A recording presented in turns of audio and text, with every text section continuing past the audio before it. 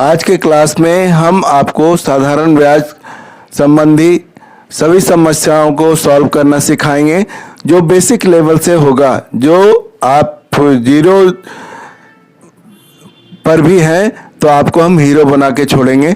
ध्यान से देखिए, एक एक क्वेश्चन, एक एक सूत्र आप ध्यान से पढ़िए और उसके बाद आप सॉल्व कीजिए। सभी सवाल आपके सॉल्व होंगे। सबसे पहले साधारण ब्याज का सूत्र होता है मूलधन गुने दर गुने समय बटा 100। इसी तरह से समय का सूत्र होता है ब्याज गुने 100 बटा मूलधन गुने दर। दर का सूत्र होता है ब्याज गुने 100 बटे मूलधन गुने दर। और मूलधन का सूत्र होता है ब्याज गुने 100 बटे दर गुने समय। एक चीज का आपको जानकारी होना चाहिए जिससे फार्मूला आपको याद नहीं करना पड़ेगा, बड़े ही सरलता से आप कर सकते हैं। देखिए, साधारण ब्याज में मूलधन, दर और समय है, तो इसमें तो तीनों मल्टीप्लाई हो गया, तीनों गुना हो गया। लेकिन अब समय निकालना है तो यहाँ से समय को हटा देंगे, ऊपर में ब्याज गुने 100, नीचे में मूलधन गुने दर हो गया। इसी तरह से दर निकालना है तो यहाँ से ब्याज गुने 100 मूलधन गुने यहाँ पर समय हो जाएगा। और इसी तरह से मूलधन निकालना है तो ब्याज गुने 100 बटे दर गुने समय हो गया। अब ऐसे सवाल में कुछ सवाल आपके सामने रखा जाए कि क्या होता है साधारण ब्याज। सबसे पहले 100 रुपये का 10%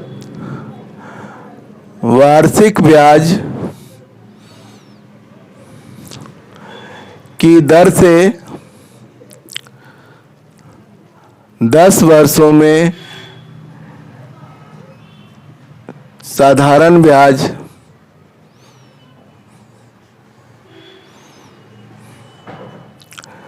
क्या होगा। देखिए, काफी सरलता से आपको कुछ नहीं करना है, इस फार्मूला को निकालना है, लगाना है। तो पहले सबको लिख लीजिए। मूलधन बराबर 100 रुपया, दर बराबर 10% और समय बराबर 10 वर्ष। ये हो गया। अब इसके बाद आपको करना क्या है कि ब्याज का फार्मूला निकालना है। ब्याज बराबर होता है समय, मूलधन गुना समय गुना दर और बटा 100 हो जाएगा। इसी फार्मूले पर आपको सेट करना है। तो यहाँ देखिए, मूलधन 100 है, 100 लिख दीजिए, गुना समय कितना है 10 है, 10 लिख दीजिए, दर कितना है 10 है, 10 लिख दीजिए और बटा में 100 कर दीजिए। इसको डिवाइड कर दीजिए, 100 से 100 कट जाएगा, बाकी बच गया 10 गुना 10 यानी कि 100 रुपया। ये 10 वर्षों में 100 रुपया ब्याज हो जाएगा। ये आंसर हो गया।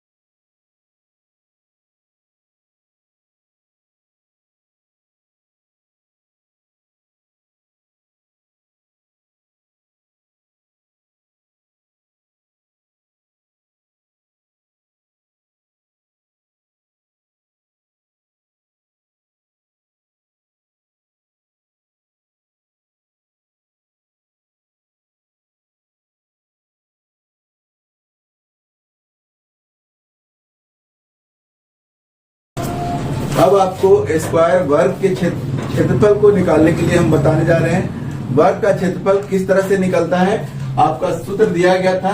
वर्ग का क्षेत्रफल जो है भुजा का स्क्वायर या भुजा गुने भुजा होता है। ठीक है, तो आपका दिया हुआ रहेगा क्वेश्चन में कि वर्ग का क्षेत्रफल ज्ञात कीजिए। मान लीजिए एक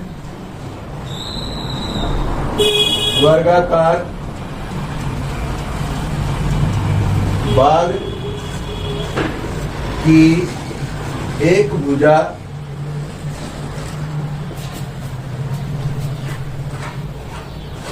20 मीटर है, तो उसका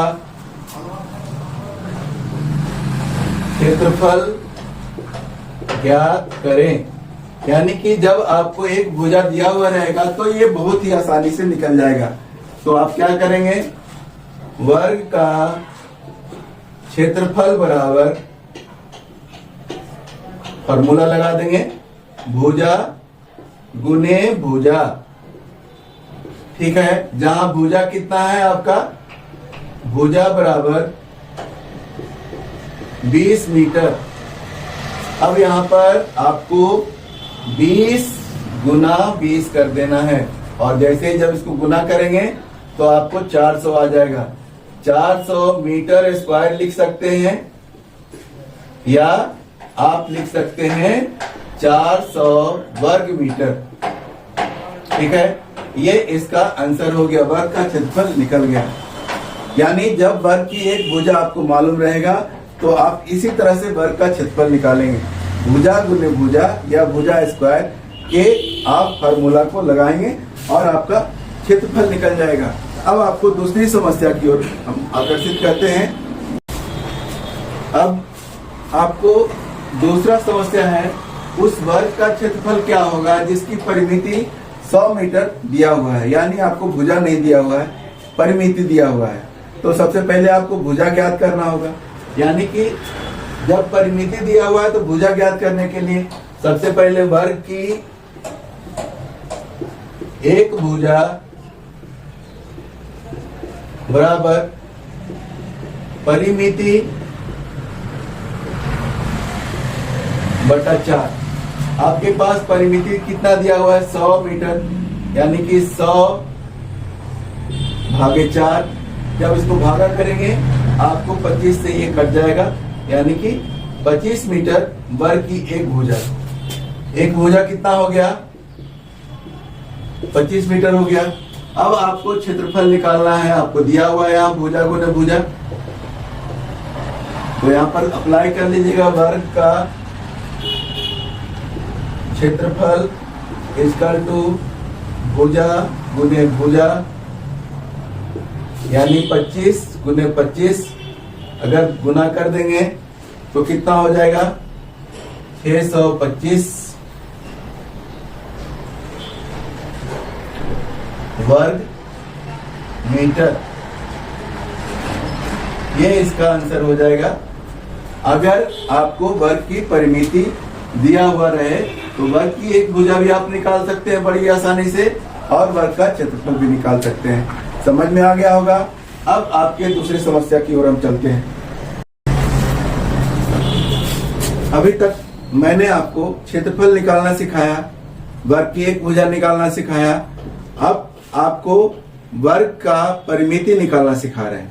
वर्ग की परिमिति या वर्ग का परिमाप या वर्ग का पेरीमीटर ऑफ स्क्वायर इसको बोल सकते हैं। कैसे निकाल सकेंगे, जिसका का फॉर्मूला है भुजा गुने 4। जब वर्ग की एक भुजा दिया हुआ है, एक भुजा दिया हुआ है आपका, एक भुजा कितना, भुजा बराबर लिख लीजिए, आपका 10 मीटर दिया हुआ है, 10 मीटर। तो परिमिति निकालना है, वर्ग की परिमिति बराबर आपका फॉर्मूला दिया हुआ है यहाँ पर, भुजा गुने 4, और आपको 10 गुने 4 कर लेना है, और यहाँ पर 40 मीटर। ये हो गया परिमिति या परिमाप। वर्ग की परिमिति निकालना सीख गए। अब इसी तरह से परिमिति निकालना है, लेकिन इसमें भुजा नहीं दिया गया है, क्षेत्रफल दिया गया है। तो देखिए, जब क्षेत्रफल दिया हुआ रहे तो आपको क्या करना है, सबसे पहले उसका एक भुजा निकालना है। तो क्षेत्रफल का एक भुजा निकालने के लिए आपको क्षेत्रफल का रूट करना पड़ेगा। तो यहाँ पर वर्ग की एक भुजा बराबर रूट ओवर क्षेत्रफल हो गया। यहाँ पर क्षेत्रफल दिया हुआ है, क्षेत्रफल दिया हुआ है आपका 100 मीटर स्क्वायर, ठीक है। तो यहाँ पर रूट ओवर 100 मीटर स्क्वायर हो गया। जब आप इसका रूट करेंगे तो 10 मीटर आ जाएगा। ये वर्ग की एक भुजा हो गया, एक भुजा हो गया। अब इस वर्ग की एक भुजा से हम निकालेंगे वर्ग की परिमिति। कैसे निकालेंगे? वर्ग की परिमिति बराबर आपको फॉर्मूला लगाना है भुजा गुने 4। आपका भुजा कितना है? 10 है, 4 से गुना कर दीजिए, 40 मीटर ये परिमिति हो गया। ये वर्ग का परिमाप आपको निकालने के लिए हर हाल में आपको आ गया। ये दो तरीका है, दोनों तरीके से आप वर्ग का परिमाप निकाल सकते हैं। जब आपको इसका क्षेत्रफल दिया हो या आपका एक भुजा दिया हो। अब वर्ग के विकर्ण के बारे में समझना है। वर्ग के विकर्ण को निकालना है। जब आपका वर्ग का विकर्ण निकालना होगा तो विकर्ण का फॉर्मूला होता है √2 इंटू एक भुजा। यानी एक भुजा आपके वर्ग में दिया हुआ होगा, नहीं दिया होगा तो आप निकाल लेंगे। क्षेत्रफल दिया होगा या परिमिति दिया होगा, जो पहले निकालने के लिए हम बता चुके हैं, उसको देख करके आप निकाल लेंगे। अब मान लीजिए हमको एक भुजा जहां दिया गया है, एक क्वेश्चन यहाँ पर लिखे हैं, आप लोग की सुविधा के लिए यहाँ पर बहुत आसान बना कर रखे हैं। वर्ग की एक भुजा बराबर √2 मीटर है, तो उसका विकर्ण निकालें। तो यहाँ विकर्ण बराबर क्या हो जाएगा? विकर्ण इक्वल टू √2 इंटू एक भुजा।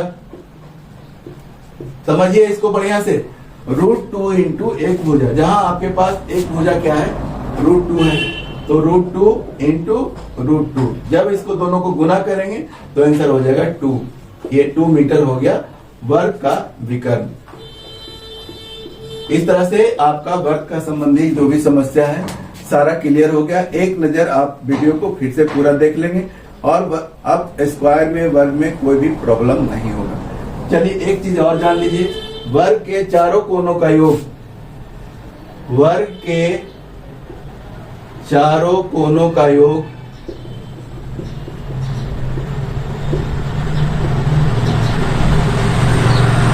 360 डिग्री होता है। ये याद रखिएगा।